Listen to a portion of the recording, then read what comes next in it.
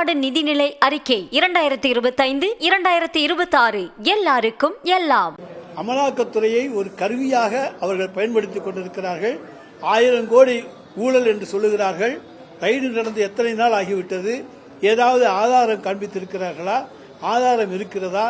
எங்களுடைய அமைச்சர் செந்தில் பாலாஜி அதை தெளிவாக மறுத்திருக்கின்றார். எதையும் என்றாலும் நாங்கள் சந்திக்க தயார் என்று சொல்லியிருக்கின்றார்கள். டெல்லி பாணிகளே தமிழ்நாட்டிலே அரசியல் செய்து விடலாம் என்று பாரதிய ஜனதா கனவு கண்டு கொண்டிருக்கிறது. தமிழக மக்கள் விழிப்புணர்வு மிக்கவர்கள். எனவே இங்கே எந்த விதமான பாரதிய ஜனதாவுடைய பாய்ச்சலும் இங்கே செல்லுபடியாகாது என்று நான் சொல்லிக்கொள்ள கடமைப்பட்டிருக்கின்றேன்.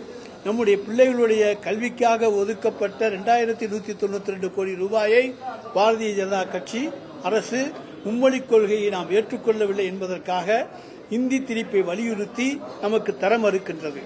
அதேபோல 100 நாள் வேலைவாய்ப்பு திட்டத்தில் ஏறக்குறைய 3000 கோடி ரூபாயை தமிழ்நாட்டுக்கு தர மறுக்கின்றது. ஆனால் இதையெல்லாம் கண்டித்து இன்றைக்கு மாநிலத்தில் இருக்கக்கூடிய பாரதிய ஜனதா கட்சி தமிழ்நாட்டு மக்களுடைய நலனுக்காக போராட தயாரா?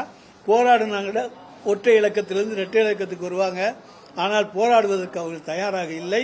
ஏனென்று சொன்னால் தமிழ்நாட்டு மக்களுடைய நலனிலே அவர்களுக்கு அக்கறை இல்லை என்பதை நான் இதன் மூலம் தெரிவித்துக் கொள்கின்றேன்.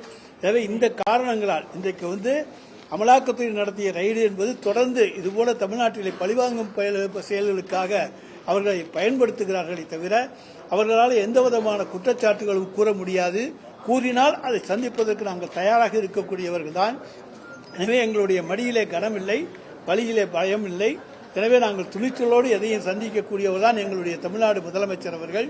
இன்றைக்கு அவர் எல்லாவற்றையுமே தெளிவாக சொல்லியிருக்கிறார். எனவே எதையும் சந்திக்கக்கூடிய ஆற்றல் உடையவர்.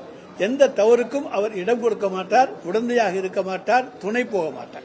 தமிழ்நாடு நிதிநிலை அறிக்கை 2025-2026 எல்லாருக்கும் எல்லாம். செய்திகளை உடனுக்குடனும் துல்லியமாகவும் தெரிந்து கொள்ள சப்ஸ்கிரைப் பண்ணுங்க.